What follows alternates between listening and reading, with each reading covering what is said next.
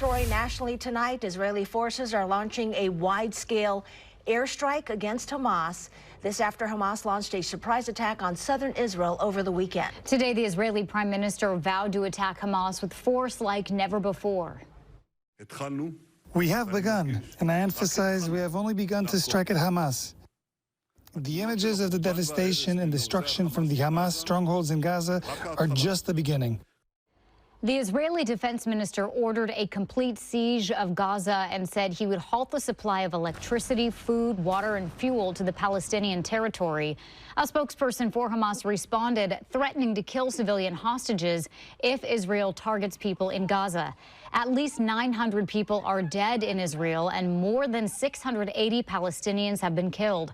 At least 11 Americans were killed. Hamas claims to have more than 100 hostages, including Americans, though it's unclear exactly how many. We take the safety and security of Americans overseas very, very seriously, and you've seen us act as efficiently and effectively as we can to get Americans that are being held hostage or wrongfully detained in some cases back home with their families. We will continue to do that in this case as well. Their safety and security matter to us. Earlier today, President Biden spoke with the leaders of several allied countries to discuss the situation in the Middle East. A White House official says the president will speak about the conflict tomorrow morning. And 2 days after the attack on Israel, many in the Portland Jewish community are still processing what happened. Many, of course, have direct connections to Israel. Fox 12's Connor McCarthy spoke with 2 Israeli Americans. He joins us now live in Southwest Portland with more tonight. Connor?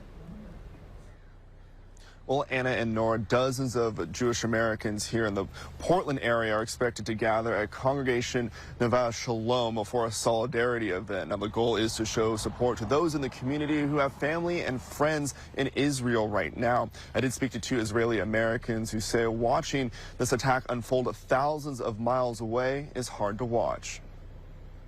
It was an attack on Israel that stunned the world over the weekend. Mostly surreal. I at midnight sort of sent my mom cute pictures of what we did today with the kid to make her happy. Mikhail Shnitma has family and friends living in Israel. He's been receiving updates from them since the attack by Hamas began on Saturday. Every time you checked, like the numbers rack up, the horror of it unfolds. It just built up to like a whole, like it's still unfolding.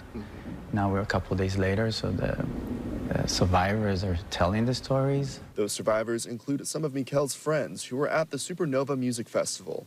He says when Hamas descended on the festival, they tried to escape in their car. And there was a blockade, and they thought it's the police blockade, but it turned out it's the Hamas, and they just started spraying bullets, and my friend said they were sure like hundreds are already dead. His friends escaped to a military base nearby, but Hamas militants had overtaken it. They hid until Israeli forces arrived to rescue them. Managed to help carry wounded soldiers to the helicopter and get evacuated. At first, you hear of an attack from Gaza, and the sad thing is that you go into a normal mode of, oh, it's another one. But it quickly became apparent that this was not like any previous attack. Elias Stahl also has family and friends in Israel. He says they're all okay, but do have friends who have been called to serve in the Israeli army.